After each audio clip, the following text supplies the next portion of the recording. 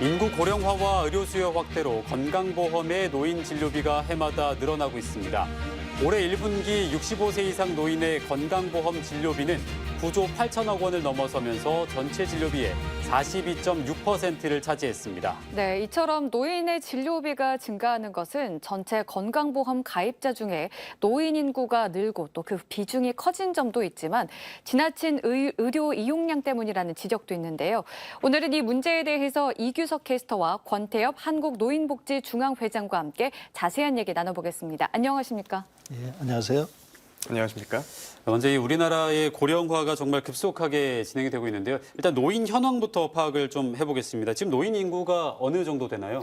네, 통계청에서 발표한 인구 추계에 따르면 2022년 대한민국 전체 인구 약 5,160만 명 중 65세 이상 노인 인구는 901만 명, 그러니까 전체 인구 중 17.5%를 차지하는 수치가 나왔습니다.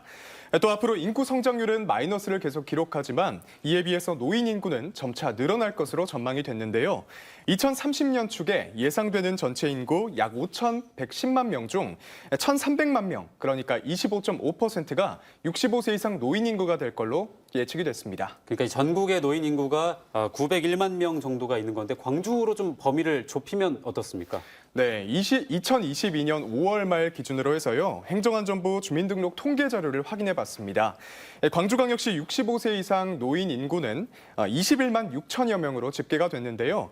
이는 광주광역시 전체 인구인 143만 6천여 명 중 15%를 차지하는 수치였습니다. 네, 그렇군요. 그래서 각 지자체마다 고령화나 노인복지 정책에 대해서 많은 노력을 기울이고 있는데요. 한국노인복지중앙회가 어떤 일을 하는지 잘 모르시는 분들이 계실 것 같아요. 먼저 이것이 어떤 단체인지 좀 소개를 해주실까요? 예, 저희 단체는 우리 대한민국의 사회복지법인 회원시설로 구성이 되어 있습니다.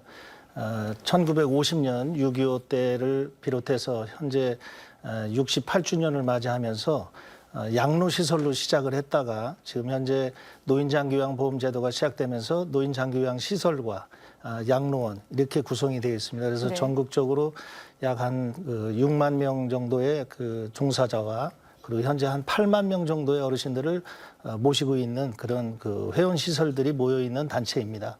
그래서 정부와 함께 대한민국의 노인복지 정책을 같이 논의하고 그런 미래 발전을 위해서 같이 정책을 수립하고 있습니다. 네, 지금 뭐 노인 인구가 늘어나다 보니까 요양시설을 향한 또 수요는 당연하게 늘어날 텐데요.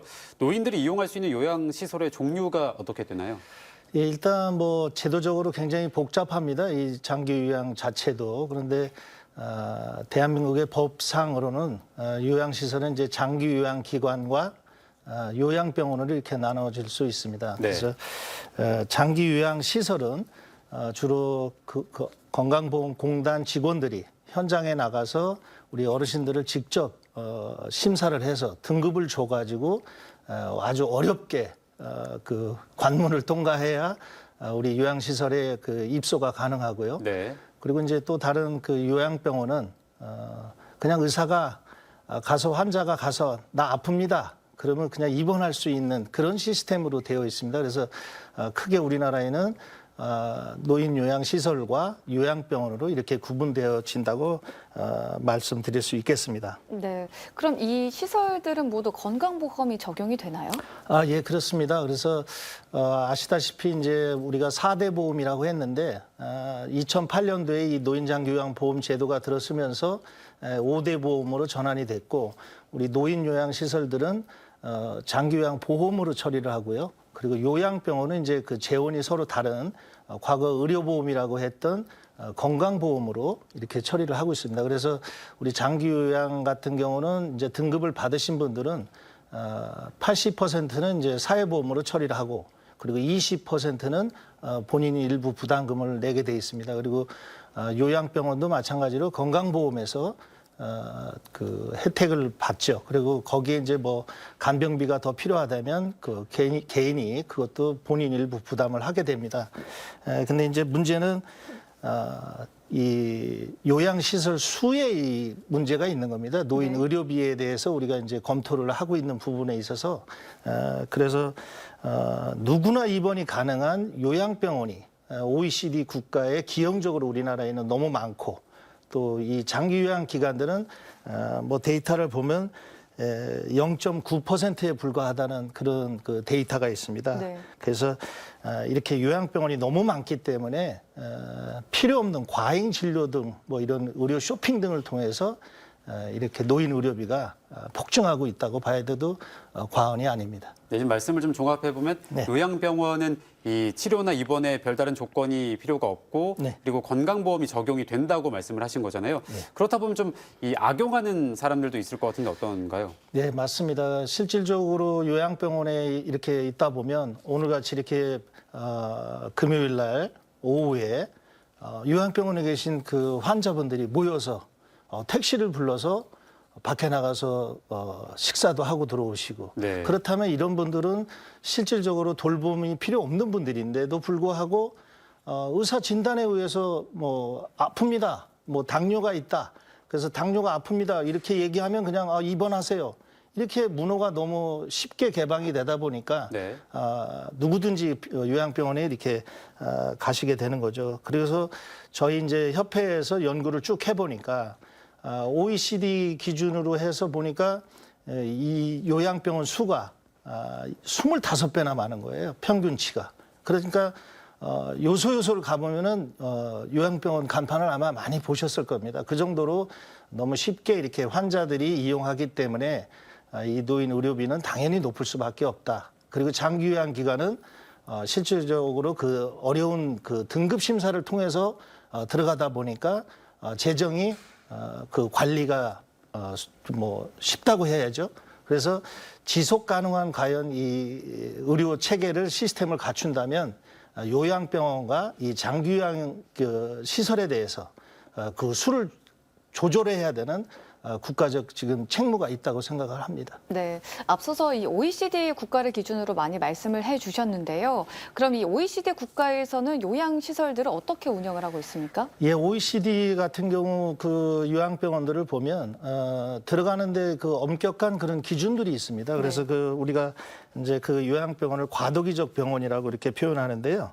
이제 수술을 하고 나서 퇴원할 때까지 머무는 그런 요양병원이 따로 있는 거죠. 네. 그러니까 어떤 기준에 의해서 명확한 기준에 의해서 그 환자가 요양을 할 수 있도록 그래서 병원 자체가 치료하는 곳이니까 치료를 할 수 있도록 해주는데 그 수가도 낮고 그래서 병원이 어느 정도 한정돼 있는데 우리나라는 본인 부담 상한제를 통해서 요양병원에 갈 수 있도록 너무 많은 문을 열어놨기 때문에 이런 재정을 우리가 앞으로 미래에 과연 감당하기 어려울 정도의 지금 정말 빠른 그 수술이 필요한 제도가 아닌가 이렇게 보고 있는 겁니다.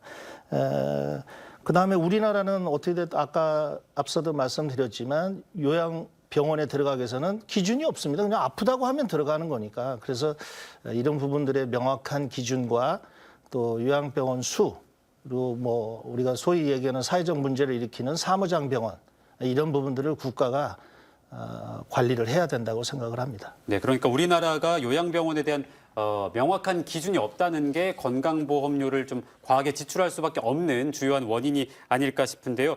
그 외에도 좀 제기가 되고 있는 게 과잉 진료랑 의료 쇼핑 이 두 가지가 있다고요? 네, 그렇습니다. 이 노인 의료비를 오르게 하는 다양한 원인 중에서 이 요양시설과 함께 거론되는 과잉 진료 그리고 의료 쇼핑에 대해서 시민들은 어떻게 생각하는지 대학병원을 찾아서 직접 이야기를 들어봤습니다. 영상으로 확인하시죠. 해마다 늘어가는 노인 진료비. 올해 1분기 전체 진료비 중 42.6%가 노인 진료비로 사용이 됐는데요. 저출산과 노인 인구 증가로 건강보험 제도의 지속성마저 불투명한 상황에서 노인 진료비 비율이 높아진다는 건 위험한 일.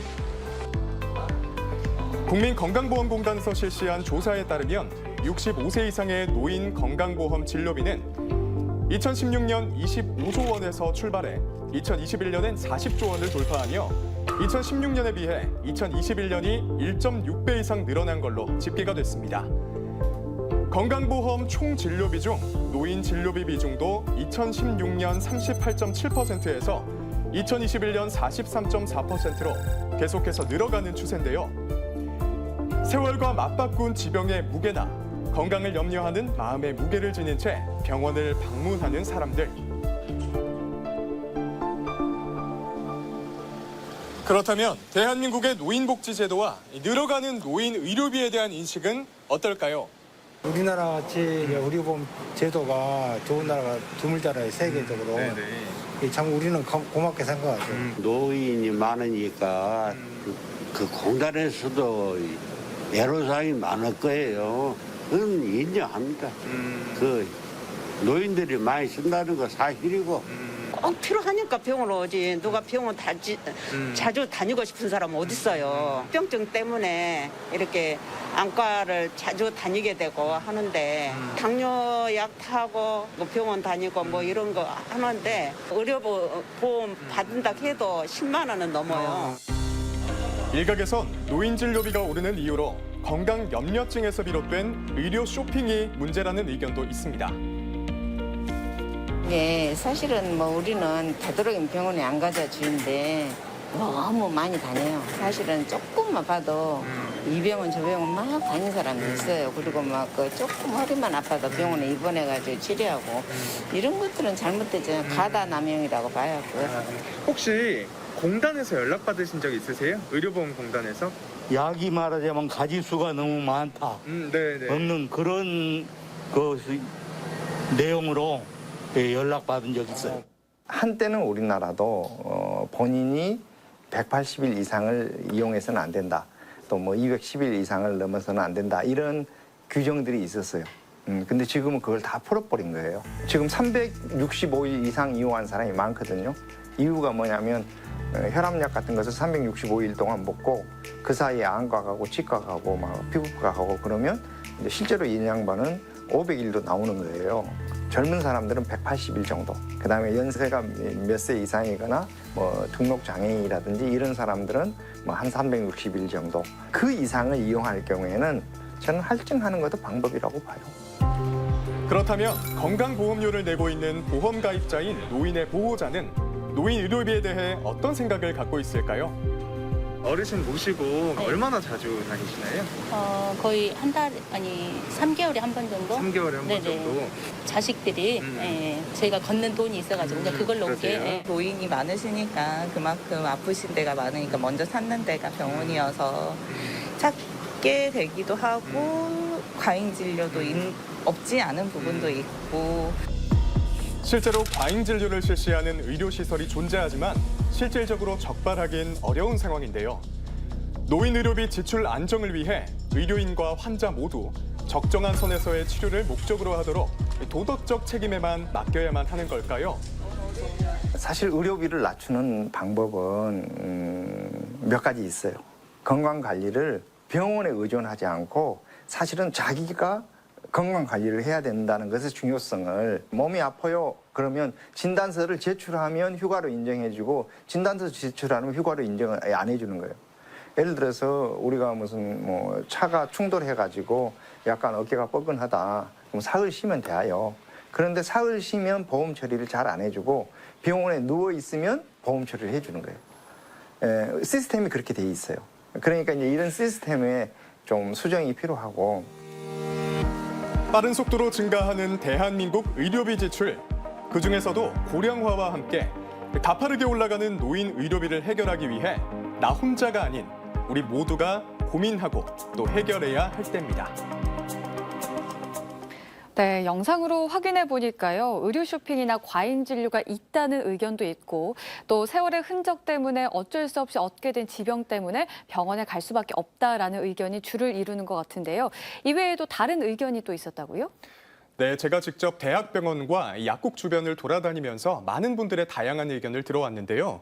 의료비를 무료로 지원하고 있긴 하지만 순서를 오래 기다려야 하는 유럽의 다른 국가와들과는 달리 우리나라의 노인 복지가 최고 수준이라고 칭찬하는 목소리도 적지 않았습니다. 반면 치료를 넘어서 의료시설에 너무나 의존하고 그런 사람들의 인식 개선이 분명히 필요하다는 지적까지 들을 수 있었습니다. 네, 그러니까 요양시설과 과잉 진료도 의료 쇼핑 이 세 가지가 노인 의료비를 좀 높이고 있는 핵심적인 원인이 아닐까 싶은데요. 일단 노인 의료비를 좀 낮춰야 될 것 같은데 낮출 수 있는 방안이 있을까요? 예, 뭐 여러 방법이 있습니다. 앞서 말씀드린 것과 같이 OECD 기준에 맞춰서 요양병원에 가서 치료를 받을 수 있는 정확한 기준을 일단 만들어주는 게 굉장히 중요하고요. 2008년부터 우리가 노인 장기 요양 그 보험 제도가 시행되고 있는데 그 아주 저렴한 비용으로 아주 최고의 그 서비스를 받을 수 있고 치매라든지 뇌혈관 질환 등 그 노인성 질병으로 고생하시는 그런 어르신들이 요양원에 오신다면 아마 정말 행복한 삶을 누릴 수 있도록 다양한 서비스를 통해서 어르신들의 인지 기능도 향상시켜드리고 있거든요. 그래서 네. 그 장기 요양 기간을 많이 사용해 주셔도 좋을 것 같습니다. 특히 이 코로나 전국에 아주 영양이 풍부한 걸로 잘 관리를 해드리기 때문에 아마 어르신들이 노후에 정말 행복하지 않을까 그런 생각이 듭니다. 그리고 다양한 그 국민 건강 증진 프로그램 이런데 그런 예산을 활용한다면 보다 더 건강한 노인들이 계속 증진되기 때문에 네. 아마 대한민국 그 의료비도 또 노인 자살률 1위라는 오명도 함께 벗어나갈 수 있다고 생각을 합니다. 네, 오는 9월부터 소득 중심의 건강보험 부과체계 2단계 개편이 시행된다고 하죠. 이 건강보험의 지속 가능성을 확보하기 위해서라도 이 무분별한 의료 이용을 허용하는 현행 제도의 개선이 좀 필요해 보입니다. 오늘 함께해 주신 두 분 고맙습니다.